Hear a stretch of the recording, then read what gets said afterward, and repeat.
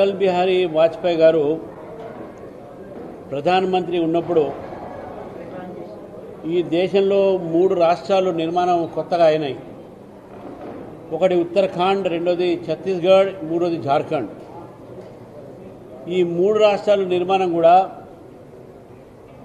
ఒక్క రక్తం చుక్క, ఒక అల్లరి కానీ గొడవ కానీ లేకుండా సాఫీగా అందరి యొక్క సహమతితో, అందరి యొక్క సహకారంతో 3 రాష్ట్రాలు నిర్మాణం చేశారు. కాంగ్రెస్ పార్టీ ఆ రోజు ఉమ్మడి రాష్ట్రాన్ని పరిపాలించే సమయంలో, తెలంగాణ కోసము మనం పోరాడుతున్న సమయంలో, పోరాడుతున్నటువంటి ఒక నేపథ్యంలో కాంగ్రెస్ పార్టీ ఆలస్యంగా చేసి అనేక మంది యువకులు ఆత్మహత్యలకు గురయ్యారు, ఆత్మాహుతులు ఇచ్చుకున్నారు. గతంలో కూడా కాంగ్రెస్ పార్టీ వలన తెలంగాణ పోరాటంలో వేలాది మంది విద్యార్థులు, యువకులు వాళ్ళ ప్రాణ త్యాగాలు చేశారు, పోలీసు తూటాలకు చనిపోయారు.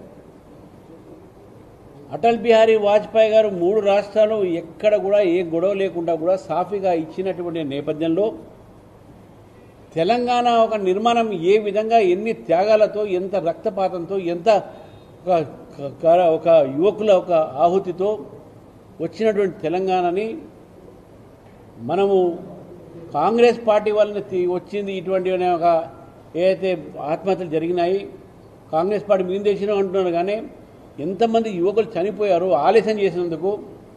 ఒకవైపు చిదంబరం ఆ రోజు అనౌన్స్ చేసిన తర్వాత మళ్ళీ దానికి యూటర్న్ తీసుకున్న తర్వాత కాంగ్రెస్ పార్టీ అప్పుడు కూడా అనేక మంది చనిపోవడం జరిగింది. మరి ఈ నేపథ్యంలో మా ఒక ఎంపీ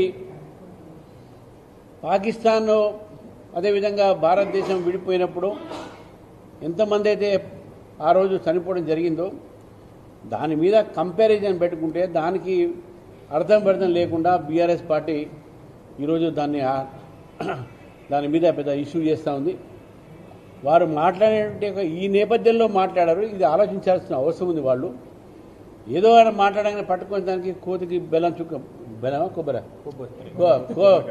కోతికి కొబ్బరి చొక్కినట్టు ఒంటిగా ఏదో మాట్లాడుతూ పోతున్నారు. తెలంగాణలో మేము తెలంగాణ ఉద్యమంలో భారతీయ జనతా పార్టీ కూడా జేఏసీలో భాగం. భారతీయ జనతా పార్టీ లేకుంటే తెలంగాణ వచ్చేదా?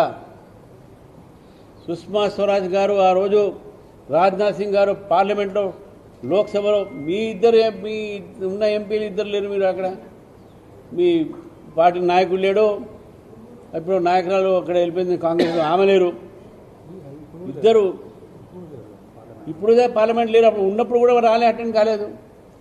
కాబట్టి మీరు భారతీయ జనతా పార్టీ నాయకులు మాట్లాడిన దాని పెద్ద భూతదం పెట్టుకొని చూసి మా మీద తప్పుడు ప్రచారం చేసినప్పుడు ఆపండి.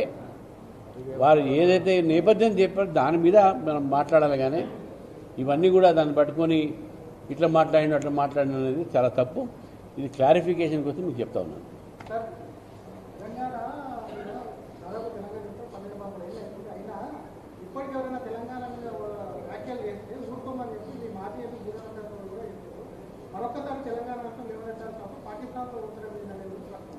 పాకిస్తాన్తో పోల్చలేదు. పాకిస్తాన్లో ఎప్పుడైతే భారతదేశము పాకిస్తాన్ మధ్యన జరిగిన విభజనలో ఎంతోమంది చనిపోయారు, ప్రాణత్యాగాలు చేశారు.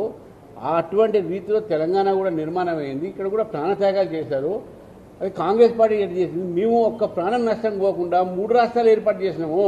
అది నేపథ్యము.